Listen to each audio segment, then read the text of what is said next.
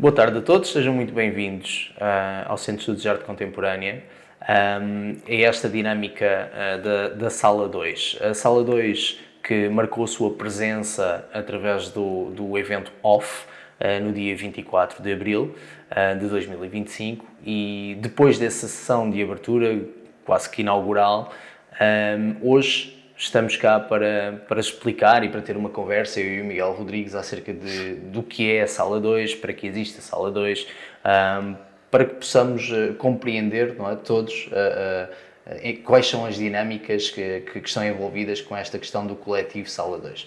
Porque abrindo o site, não é? O site da Sala 2, de repente temos uma série de coisas diferentes e apercebemos de uma série de coisas diferentes e esse site com projetos que há de ser lançado, mas na verdade isso carece de uma explicação, não é? O projeto em si e o coletivo carece de uma introdução, digamos assim. Começámos antes da introdução, não foi? Foi.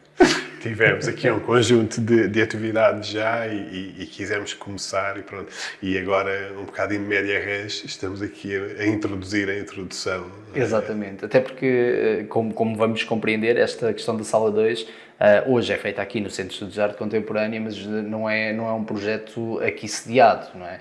Mas cada coisa a seu tempo. E a primeira questão que faço ao Miguel é: o que é a Sala 2? Essa é uma boa questão. O projeto não está aqui sediado. Temos que agradecer sempre ao CA, que é a Vila Nova da Barquinha, porque realmente temos estado aqui presentes. É a segunda vez que estamos aqui. Mas o projeto Sala 2, na verdade, isto, antes de mais, é um projeto curatorial, não é? E é uma ideia de partilha, e é uma ideia de integração e de um certo nomadismo também. Ou seja, nós quisemos criar aqui uma ideia de trabalhos que pudessem ser partilhados sem uma centralização, não é? Que fosse mais pelos trabalhos do que propriamente por estar a trabalhar num espaço e por estar a fazer programação específica. Daí o facto de termos um site e de sermos neste momento sobretudo um site e acolhemos trabalhos basicamente lens-based media, fotografia e lens-based media, e procuramos trabalhos em ambiente académico ou de ensino avançado nestas áreas. Portanto, assim, essencialmente o projeto é isto, não é? Tu aqui já respondes a uma série de questões, não é? A questão que eu te queria pôr é, tomando o meu conhecimento do coletivo, da Sala 2, ele é dirigido também a mim, ou como é que ele pode ser dirigido a mim? Para quem é este projeto? O projeto é essencialmente, em termos de público, é completamente aberto, não é? Naturalmente, mas é essencialmente um projeto dirigido à comunidade académica. E eu digo isto do académica para responder um bocado mais de uma pergunta que ainda não foi feita, mas também porque acreditamos que o ambiente académico tem algumas características que são muito interessantes aqui. Para já, a ideia de uma investigação artística e de trabalhar em ambiente de projeto, não é? que implica uma noção de não só do fazer, mas de um pensamento em torno do fazer, de um procurar causas, de um procurar ideias e trabalhar também em torno disso. E depois, e também ligado com isso, de outra coisa que nós encontramos no ambiente académico, que é já uma partilha de saberes diferenciados e tudo, porque nós depois, a partir de dada altura, mergulhamos e afunilamos numa prática concreta, e eu acho que o ambiente académico tem sempre essa... Claro que é um ambiente de especialização, não é? Mas tu estás a especializar numa área e paralelamente há pessoas de outras áreas e com outras sensibilidades e outros interesses também numa dinâmica de especialização, e eu acho que isso faz muita diferença. E são essencialmente essas duas perspectivas que nos puxam para o ambiente académico. Quando nós pensamos em ambiente académico, não pensamos num projeto fechado, não é? Pensamos num projeto em desenvolvimento, digamos assim. E muitas das vezes estes projetos ficam fechados em gavetas, servem o seu propósito académico e nem sempre têm depois uma visibilidade no mundo exterior, não é? Fora da academia. Sala 2 pretende, ao fim e ao cabo, também dar visibilidade a estes jovens que estão a trabalhar em contexto académico e possibilitar-lhes então o contacto, não é? com o mundo real, com a cena artística no mundo real, é isso? Sim, sim. Há muita coisa que se perde, por assim dizer. Bem, não é perde porque cumpre o seu propósito, não é? E nós também temos um bocado esta ideia de que muitas das instituições e as instituições de ensino estão aqui integradas, trabalham muito numa lógica autocentrada, não é? Portanto, eu sou professor e sou aluno também, eu sou estudante também, e nós acabamos por, ok, eu tenho um trabalho para fazer, faço o trabalho, entrego, no caso de ser estudante, tenho a minha avaliação e a coisa está fechada ali.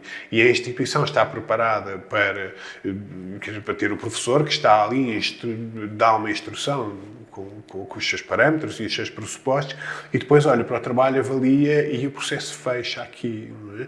E se há muitos trabalhos que nós fazemos e que ficam ali fechados e também não tiveram, ou porque não tiveram energia suficiente da nossa parte, ou fosse porque fosse, também há projetos que despertam uma energia muito positiva e que despertam capacidades e trabalhos muito interessantes que surgem e depois fecham ali, não é? Porque nós fazemos o trabalho, é muito interessante, o professor avalia com muito boa nota, tudo bem, mas depois não há nada programado para que esse trabalho possa ter outro tipo de públicos, outro tipo de palcos. E essa foi uma das ideias que nós tivemos também de procurar esses trabalhos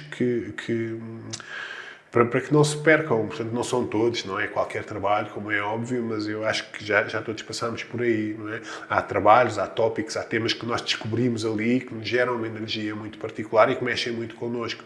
E nós achamos que estes trabalhos devem ver também a luz do dia. Boa parte dos trabalhos que estão e estarão no site nascem daqui, não é? Entre nós há um conjunto de professores, há um conjunto de estudantes e há trocas de ideias que puxam estes trabalhos para aqui, que nós queremos expor, e que são trabalhos não só práticos, mas são também trabalhos de investigação, trabalhos, recentemente, tivemos um vídeo ensaio que tinha uma articulação com uma autora de base e um pequeno trabalho sobre a autora. Portanto, há abertura para isso também, não é? Nós não temos apenas a nossa prática concreta de produção de trabalho, temos uma prática de investigação que implica estudar outros autores, que implica ver exposições, que implica ler outras coisas e eu acho que se produz muito material muito interessante para isso e que podemos todos beneficiar dessa partilha, não é? Tu quando falas assim, da Sala 2 e destes projetos, e realmente faz todo o sentido, é dar uma casa, não é? É acolher estas pessoas, estes projetos, para que eles possam ter visibilidade através da Sala 2. Mas a Sala 2 não é uma galeria, a Sala 2 não é um site, a Sala 2 não é um espaço de conversa. É, na verdade, tudo isso em diferentes sítios, não é? É a questão do nomadismo que falavas há pouco. E também um pouco por aquilo que disse em relação às instituições académicas, é que nós abrimos um espaço e de repente temos que estar a trabalhar para o próprio espaço. E o trabalhar administrativo, burocrático, para esse próprio espaço, muitas vezes afasta-nos das ideias que nós queríamos alimentar. E eu acho que nós temos tido, quer dizer, não quer dizer que as condições do país para a prática artística são ótimas, porque não são, também nunca são, mas se nós formos andando para trás, percebemos que houve esforços muito bem dinamizados para que haja mais espaços, mais instituições. Este espaço é um exemplo disso, não é? Portanto, há um apoio político maior para a prática e já há muitos espaços. E nós sentimos que, se calhar, fazia mais falta esta dinâmica de ligar uns espaços com os outros, uns trabalhos com os outros, do que a dinâmica de abrir mais um espaço e entrar num contexto de competição outra vez, não é? Que não é exatamente o que nós queremos, não é? Claro, porque os espaços online, eles existem, não é? Mas a Sala 2 oferece mais que isso, não é? Os espaços online existem, quando eu digo que existem para cada um de nós, nas redes sociais, cada um pode criar o seu próprio site e mostrar o seu trabalho. mas a função da Sala 2 aqui é aumentar essa visibilidade, não é? Eu tenho que fazer referência a 3 projetos, na verdade, que são grande inspiração para nós, não é? E que são encabeçados pela Sandra Vieira Jürgens, o Raum e a Wrong Wrong. O Raum é uma plataforma de residências artísticas online, portanto, de trabalhos que se não são diretamente produzidos para ali, são transformados para entrar num contexto em que é o próprio site, a galeria, não é? E o espaço de mostra do trabalho. E a Wrong Wrong, que é também um espaço de divulgação muito aberto, vou dizer uma revista online, talvez, mas uma vez mais com uma programação do Estúdio VA, que é um estúdio muito bom, que tem essa dinâmica de coisas que existem para a plataforma online e não como uma espécie de segunda casa ou um arquivo amorfo que leva com tudo, que é mais ou menos a internet quando é o mau sentido. E o Museu da Paisagem, que também tem, que é uma vez mais uma estrutura online, apesar de se chamar museu, bem, eles têm um processo editorial que tem crescido e têm livros muito interessantes, mas são na origem uma proposta também de um espaço que existe apenas, portanto, um espaço virtual, não é? Um espaço online e que também promove, em torno desta ideia da paisagem, de uma ideia alargada da paisagem, também promove essa integração e essa partilha dos trabalhos. E são, assim, 3 modelos de referência, porque é um bocado daí, não é? Quer dizer, há uma necessidade administrativa do espaço online também, ele não existe, ainda não há ChatGPT suficiente para aquilo não precisar de pessoas, mas permite essa articulação e permite essa dinâmica e permite... Tu perguntavas pelo nomadismo e é verdade, eu acho que há um nomadismo da prática artística, naturalmente, não é? O contexto é necessariamente aberto. Já citei 3 pessoas, cito uma quarta do tempo da invenção da amnésia, um projeto coletivo em que participei, que nós nos começámos a interessar aí muito pela questão da investigação artística e não apenas da prática. E o Fernando Brito citava uma frase que eu não me esqueço, do Henk Borgdorf, que é o Constructive Not Yet Knowing. O ainda não saber, productive not yet knowing, desculpa, o ainda não saber produtivo, que eu acho que é uma coisa extraordinária. E então isso é essa implicação de nós sairmos e irmos à procura e estarmos disponíveis para essa procura. E eu acho que aqui há este elemento, não é? Ao termos esta estrutura mais aberta, menos fixa em espaços e em contextos, pelo menos a vontade é esta, não é? É de conseguir que este ainda não saber produtivo se torne uma estrutura coletiva, participativa e colaborativa. Ongoing, não é? Sim. Porque depois, hoje, como referimos há pouco, estamos aqui no Centro de Estudos de Arte Contemporânea, mas amanhã podemos estar no Espaço de Alta a visitar uma exposição. Há aqui uma série de coisas diferentes a acontecer com o nome Sala 2, não é? Sim. O Espaço de Arte tem sido uma colaboração muito interessante, que começou... Nós fizemos 2 exposições em simultâneo, recentemente, neste espaço. É um espaço na Rua de São Lázaro, em Lisboa, um bocadinho acima das Carpintarias de São Lázaro. E é um espaço muito interessante, porque foi um espaço transformado para ser... Na verdade, é quase um projeto paralelo também, porque é um espaço de acolhimento, não é? Chama-se Espaço de Arte em homenagem ao Miguel Dalt, que é um pintor que faleceu há uns anos e, portanto, o espaço quer também dar visibilidade a estes artistas que estão agora a entrar em cena, e nós procurámos para uma parceria também, porque, quer dizer, o contexto académico não é só de alunos, é também de professores, é de investigadores, é de toda uma estrutura que existe, mas fomos muito bem acolhidos e, portanto, há uma programação, há 2 exposições que estão previstas ainda este ano letivo e depois há uma conversa a ter para uma continuação dessa parceria para o próximo ano também, que é um conjunto. Nós não chamamos exatamente exposições, chamamos mostras porque são coisas de um fim de semana, talvez 2, não é? que é uma dinâmica mais... Nós montamos o trabalho, as pessoas vêm, convivem em torno do trabalho também e depois no fim desmontamos e vamos embora. Tem esta coisa mais... Nós também vivemos num espaço mais dinâmico, não é? E tu vais a um museu ou vais e encontras uma exposição de 3 meses e pelo menos para este contexto em que nós nos movimentamos, é preciso fazer a pergunta se 3 meses é um tempo assim tão necessário, não é? Porque se calhar eu em 3 meses disponho 6, 7 artistas e colaboro e trabalho e mostro 6, 7 artistas em vez de mostrar um só e não falando mal desta dinâmica que é diferente, mas que nós sentimos que... Porque a nossa realidade também é essa, não é? Nós estamos habituados a consumir a informação de tal forma rápida, não é?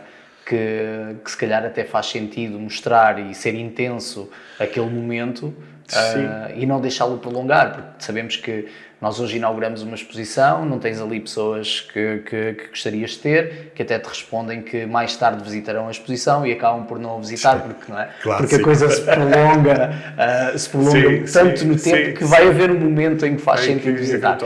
Aí depois não existe. E quando tu dás a intensidade a estas mostras, como tu dizes, estás a fazer uma coisa diferente, estás a chamar as pessoas para efetivamente estarem presentes, não é? E mostrar realmente o trabalho. E isso é muito interessante. E aquele sentido de urgência, às vezes, porque há muitas pessoas que se não forem ao fim de 3 dias também não vão ao fim de 3 meses. Exatamente. E o sentido de urgência faz-nos decidir. Mas eu acho que essa é uma das questões, certamente, mas há ainda outra que é pelo menos igualmente importante de referir, que é... Há muito mais gente a fazer coisas neste momento. E se é verdade que se calhar hoje em dia começamos a pensar que há um certo entupimento de pessoas a mais a fazer coisas a mais, também há muita qualidade. De geração para geração, o número de pessoas a trabalhar bem tem crescido exponencialmente, não é? E eu penso, eu faço uma exposição, vamos dizer uma exposição individual, para os números serem simples, e dou 3 meses numa exposição individual a um artista, e nesses mesmos 3 meses eu consigo mostrar 6 artistas, não é? Não sei, ia dizer igual número de visitas, não sei, isso depende de vários fatores, mas tenho a sensação que para o público que nós temos hoje em dia, para uma sensibilidade de público que também foi crescendo, não é? Porque, na verdade, se tu tens mais artistas, tens mais exposições, tens mais pessoas a ver e está uma dinâmica de bola de neve, tudo cresce e a qualidade das coisas sobe. E este lado muito institucional e muito de mostrar o grande artista durante muito tempo, quer dizer, temos agora uma exposição maravilhosa do Jeff Wall no MAT, não iríamos fazê-la em 3 dias, não é? Como é óbvio, mas eu acho que são espaços de convivência e a nós parece-nos mais importante esta dinâmica mais rápida que mostre mais pessoas a mais pessoas e que permita mais... Porque depois, na verdade, o trabalho, a mostra termina fisicamente ali, mas ela continua depois, existe a mesma no site, não é? E continuará a existir no site, sim, não é? E de formas diferentes, não é? Exatamente. Porque o site é pensado e programado para ser uma mostra em si mesma e essa sim é permanente, não é? Quase como uma experiência, não é? O site assume uma experiência de visualização diferente da experiência física, não é? Eu há bocado fazia esta referência para fazer um bocadinho mais de publicidade ao Realm, que é realmente uma plataforma extraordinária. Eu fiz uma das residências do Realm, salvo erro, em 2015, e foi realmente uma experiência fantástica, porque aquilo que tu podes fazer online não tem nada a ver com aquilo que tu fazes numa sala ou num contexto físico, não é? Porque há uma dimensão de mudança, há uma maleabilidade do processo que tu podes ter, a própria forma do diálogo com a pessoa, não é só a pessoa que está atrás do ecrã verde, é a pessoa que tem uma navegação que é diferente. E eu achei aquilo muito interessante, porque me permitia literalmente pensar de outra maneira e, portanto, acaba por ser, se nós vamos fazer uma exposição numa sala, não pomos as fotografias na parede ao calhas, não é? Ou os vídeos, ou o que seja. E eu tenho um bocado a sensação, ou tinha antes do Realm, que Nós no site fazemos isso. Aquilo é uma forma muito redutora de explorar um universo que não tem limites, não é? E eu acho que pensar no site como um espaço em si mesmo, um espaço expositivo em si mesmo, permite explorar esses elementos da forma da navegação, uma certa temporalidade que tu consegues, que podes associar ao cinema, podes associar ao livro de fotografia, podes associar à música, mas ali é de outro modo, porque permite-te interferir de outra maneira, não é? Podes ligar coisas em movimento, coisas fixas, há muita coisa ali que muda. Significa que a experiência do utilizador no site é sempre diferente para cada um dos projetos, e não só isso, não é? Não é comparável com a experiência em galeria, até porque Sim. É uma experiência quase... Há uma possibilidade quase infinita de gerir a forma como as coisas são colocadas online, não é? E gerar então essa dinâmica com o observador. Exatamente. E algo que não é de menos, que é tu teres acesso a mais do que uma coisa no mesmo espaço, que é a tua sala de estar, que é o sítio onde tu estás com o teu computador, não é? Mas tu abres um trabalho e vês um trabalho, mas consegues articular com outros, e esperamos nós, à medida que o projeto cresça, que tu possas ver coisas paralelas, que tu possas encontrar investigações teóricas que suportem o que está a ser feito na prática, não é?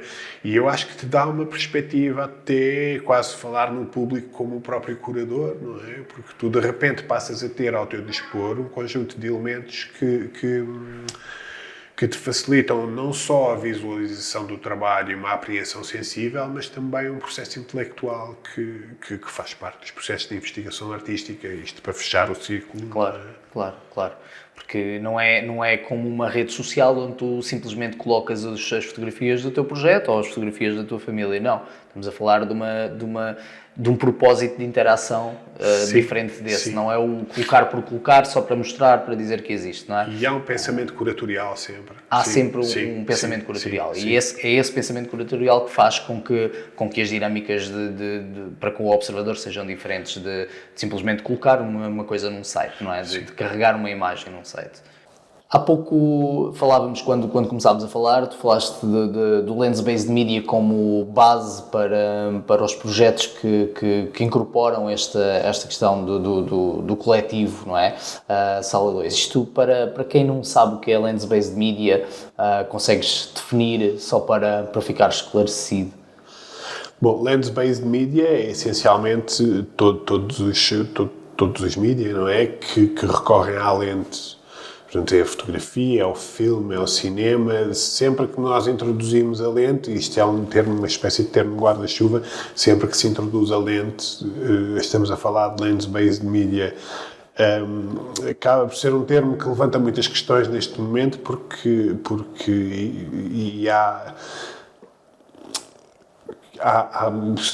são verdadeiramente novas. Estamos num daqueles períodos mágicos em que a tecnologia nos obriga a pensar outra vez nas coisas. É que nós temos, com a introdução destes elementos de inteligência artificial, nós temos aqui coisas que aparecem e que são, na aparência, iguais a tudo o que é feito em Lens-Based Media e, quer dizer, não foram produzidas através da lente, não tem aquela coisa, a fotografia é escrita com luz e já não são escritas com luz, não é? Portanto, também por aí surgiu esta ideia de focar no Lens-Based Media, porque surge uma pertinência nova, não é? E temos as fake news e temos toda uma série de coisas que aparecem agora que obrigam a repensar formas de lidar com a imagem e de lidar com o mundo através da imagem, que nós já dávamos muito por garantidas, julgo eu. Quer dizer, em termos académicos, lá está, as práticas documentais, fotojornalísticas já vinham a ser questionadas há algum tempo, não é uma coisa nova este questionamento,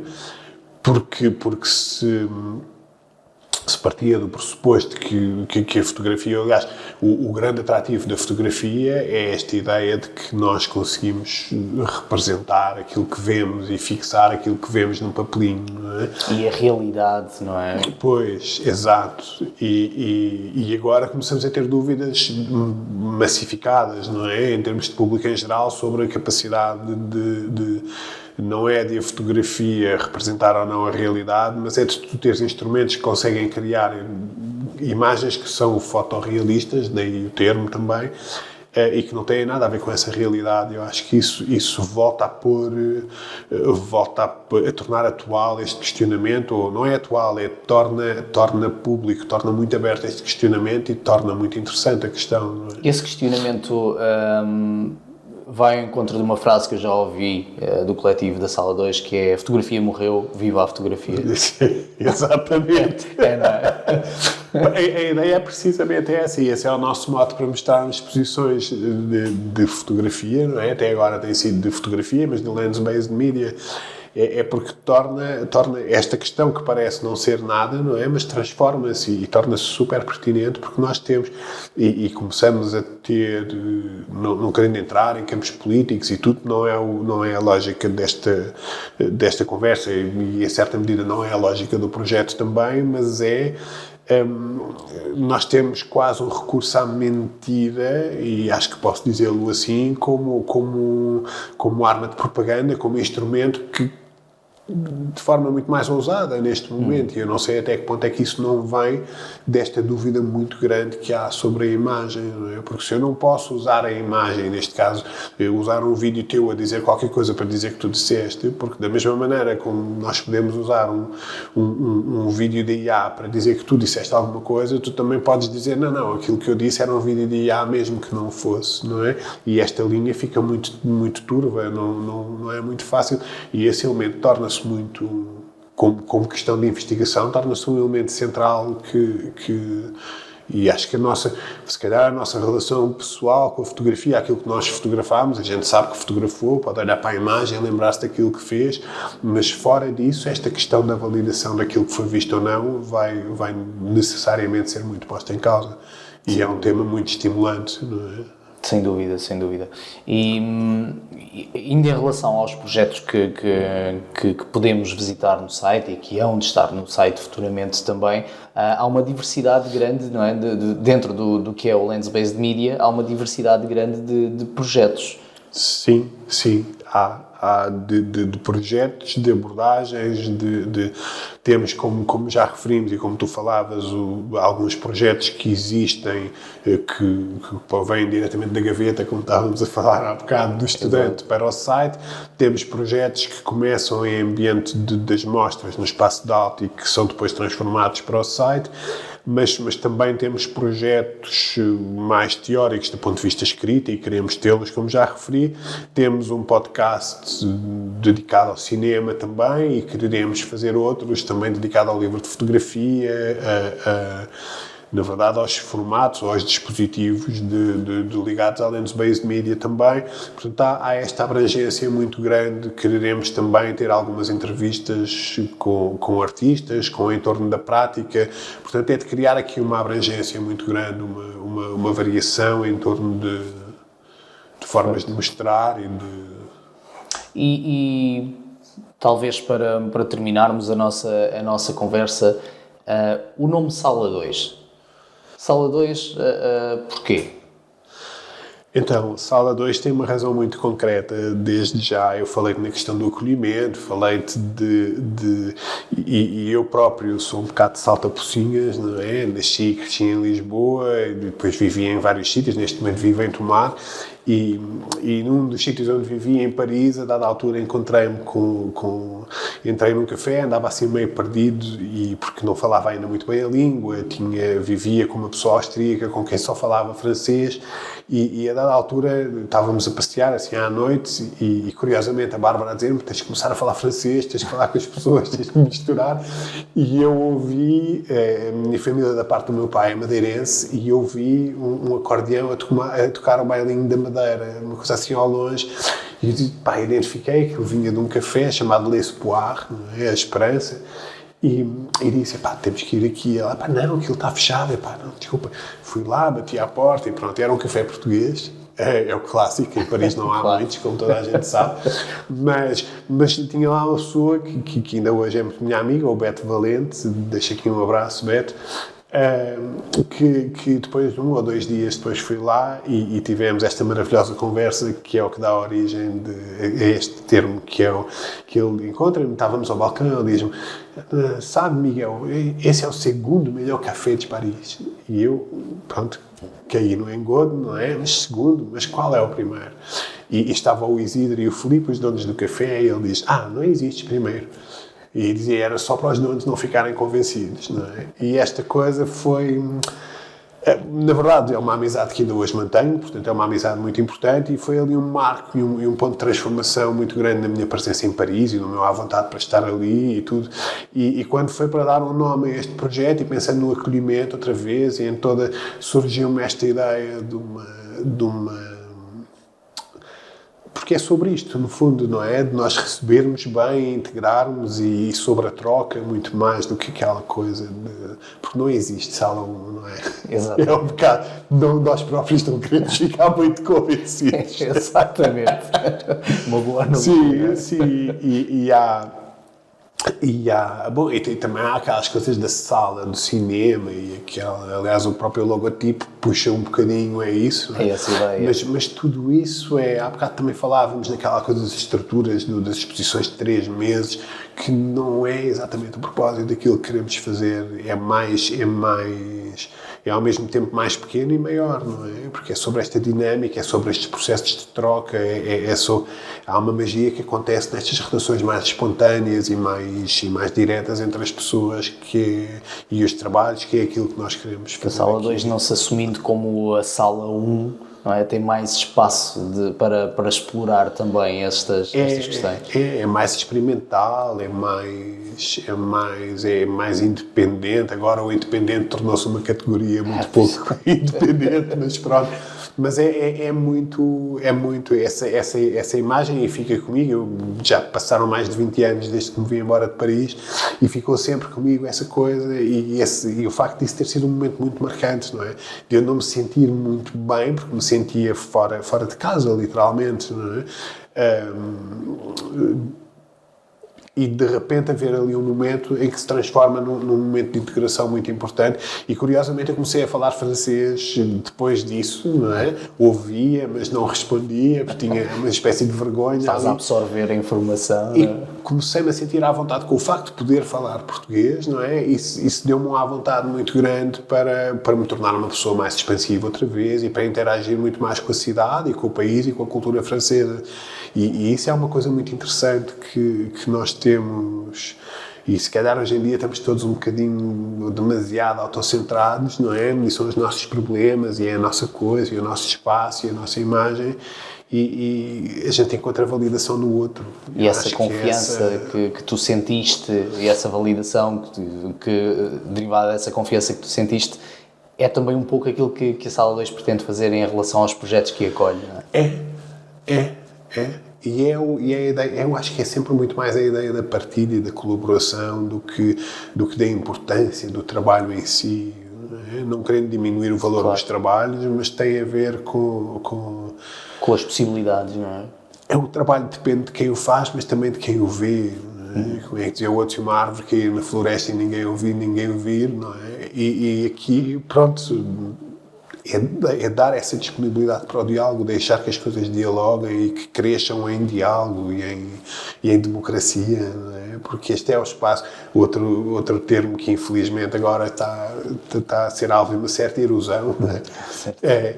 Que é, tu precisas da troca, tu precisas da partilha, tu precisas o acolhimento do outro. Não é só, quer dizer, é muito fácil a gente acolher aquele que pensa como nós, não é fácil acolher a diferença, e eu acho que isso exige uma pré-disponibilidade da pessoa de, ok, eu não conheço, não concordo, mas vou ouvir.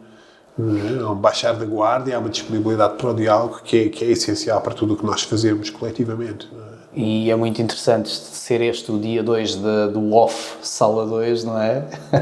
Em que falamos exatamente do que é a Sala 2. Exatamente. Esta começámos pelo diálogo antes. Exatamente. No OFF Sala 1 tivemos o Bruno Pelatia Sequeira e a Catarina Tel de Castro connosco e só agora, depois de ter começado o diálogo, é que vimos dizer o que já estávamos a fazer. Exatamente. Portanto, com certeza haverão outros dias e este projeto, o OFF Sala 2, 2 é denominado então por dias, não é? E o Centro de Estudos de Arte Contemporânea tem todo o gosto em receber este projeto e colaborar com este projeto. Portanto, ficamos a aguardar pelo dia 3 do OFF Sala 2. Não será amanhã, provavelmente. Provavelmente não. Exatamente. Miguel, muito obrigado. Obrigado eu, a ti, João, e ao Centro de Estudos de Arte Contemporânea de Vila Nova da Barquinha também, por nos acolherem o segundo episódio do OFF Sala 2. Muito obrigado. Obrigado a todos.